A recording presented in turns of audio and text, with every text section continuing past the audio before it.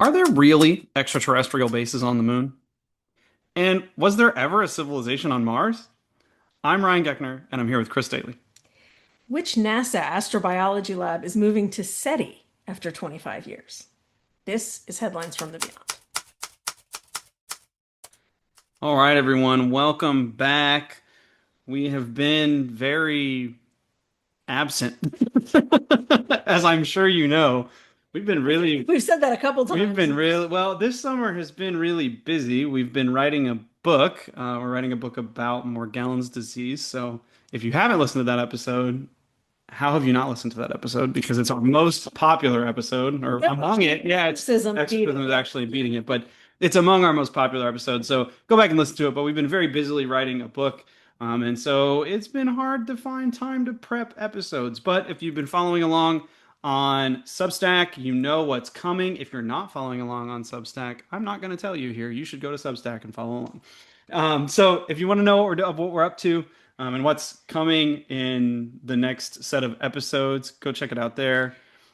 And if you want to know about the book, we're actually going to be doing a set of deep dive episodes, kind of focused on the different aspects of the book and learning a little bit more about Morgellons. Yeah, so stick around for that. And thank you for being patient with us as we have been so busy not putting out episodes. So we're hoping to get back in the swing of things as we get into the fall, but we'll see what happens. So let's get into our first story for this episode.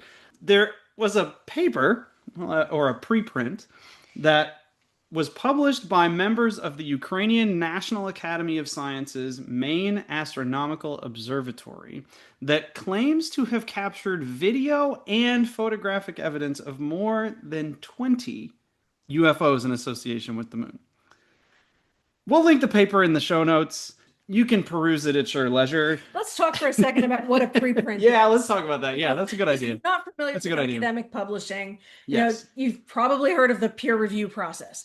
A preprint is an article that has not been through that process. Yeah.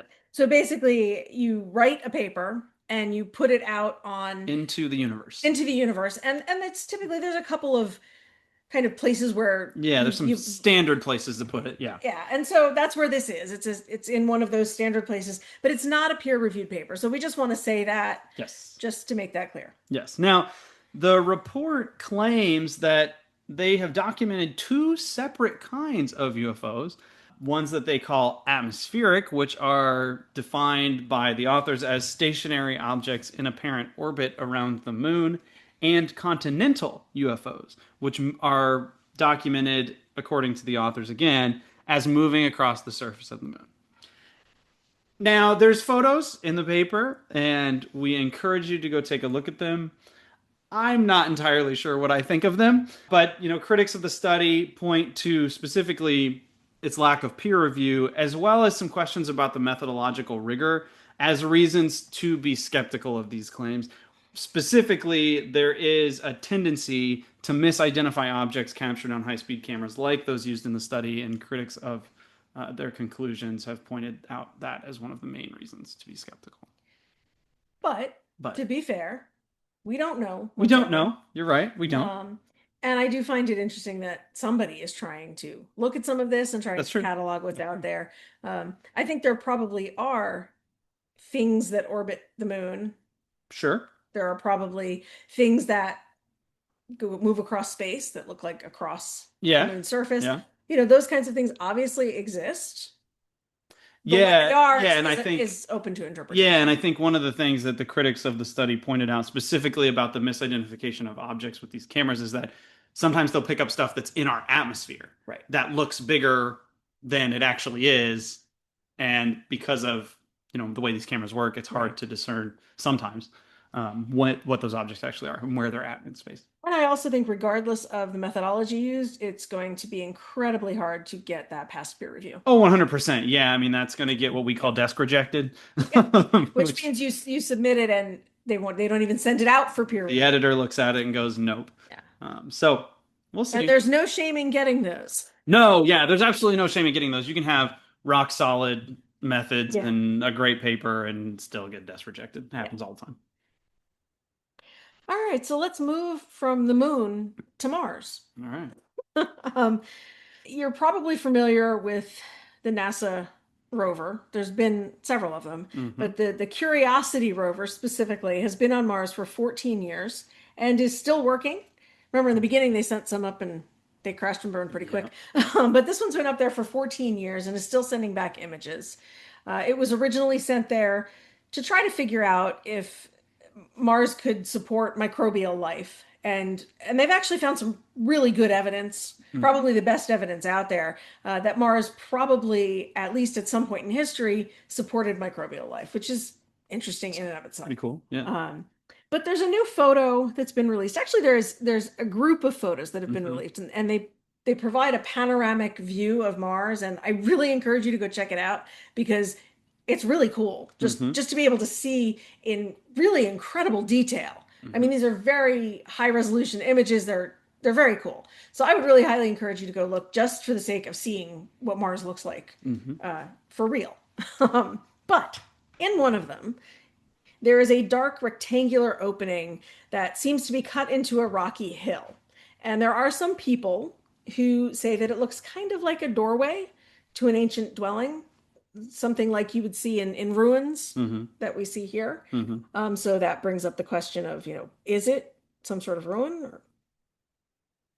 Now, I don't know how I feel about this, but here's what's I happened know how I since. feel about this. Here's what's happened since they initially saw it. So it was UFO researcher Scott Waring who identified this originally, and he said that he thought it was about 6.5 feet tall and 3.3 feet wide. And this is based on kind of looking at what's around it, things like that. Well, NASA has since looked at it in more detail and really compared it to things that they know the height of and things like that. And it's actually 12 inches tall and 16 inches wide. So that's like a pet door. Yep. Barely. We don't know how big life would be if it were on Mars. They also say that it is likely that it's an open fracture on the rocky surface of the moon there, which the moon, sorry, of Mars. That seems likely. There's a lot of rocky fractures throughout there. So I think the end result, I happen to agree with NASA. I don't think it really looks like a doorway. Yeah. Um, but it's fun to look at. And if you're curious, the images were taken in July and they were captured while approaching a ledge on Mount Sharp, which is a 3 mile high mountain inside Mars's Gale crater. So yeah, It's interesting. and very cool pictures. So Yes. And continuing on the topic of weird things in space, the virtual planetary laboratory is moving to SETI. Now, if you're not familiar with what this is a research group that focuses on understanding terrestrial exoplanet evolution and how to search for signs of habitability and life on distant worlds. Now, this was founded back in 2001, so this is part of their 25th anniversary celebration, and it was founded at NASA and by the Caltech Jet Propulsion Laboratory. So if you've been following any of the weird missing scientist stuff, you know that they're all linked back to this. So, do with that what you will. And then moved to the University of Washington in 2007. Now, it currently has over 70 members that span 20 participating institutions, including but not limited to the NASA Goddard Space Flight Center and NASA Ames Research Center. And the team includes a whole bunch of co investigators and sub awardees. They have grants and things that they do. They've got lots of external collaborators, as well as postdocs, grad students, and undergrads. they're a very So legitimate that's pretty academic cool. research Yeah. group. Yeah. Been And like 25 years. They're doing yeah. great work. So And so now it will be anchored at the SETI Institute. And if you remember, we've talked about SETI a couple of times at several different points during headlines, and I think during our Xenoant episode. SETI is the Search for Extraterrestrial Intelligence. It's a research group that's looking for stuff in space that's alive, maybe. well, they're listening. Or listening. They're That's right. listening for That's right. stuff in space. Listening. Right. But with the planetary laboratory moving there, who knows what else they'll be doing. Mm-hmm. So I think that's an interesting move. I'm curious to see what sort of um, cross-pollination, Mm-hmm. so to speak, there Mm-hmm. is among the different investigators there. And I think, we might see some cool new research coming out of that. Yeah. Yeah. So if you're curious about us and where we're going to be, In addition to writing a book, we're going to be in Gettysburg next week at the Paranormal Research Symposium. So if you're going to be there in and around and Gettysburg in around, and this is on it's Saturday, right? on July 22nd. Yes. Or August 22nd. On August 22nd, I believe you can still get pretty tickets. sure tickets are still I think there are available. still Yep. some. So if you happen to be there, come out Or you can and just come crash it. I mean, you didn't hear it from me. that's right. We're going to be talking a bit about our experiences at the Sally House and Mhm. kind of what we make of What that we whole think is thing. going on there. Yeah. So if you enjoyed our Sally House episode, you will probably like this talk. Yeah. So join us. Yeah. All right. Well, thank you so much for listening and joining us on yet another edition of Headlines from the Beyond. If you hear a story that you think we should cover, please send it to us. Yes, please. Please. We are in almost all of the places: Instagram, TikTok, you name it, Substack, whatever. So find us wherever you can. And please, we hope that you'll join us next time as we continue to follow stories of the strange and the uncanny. This has been Headlines from the Beyond.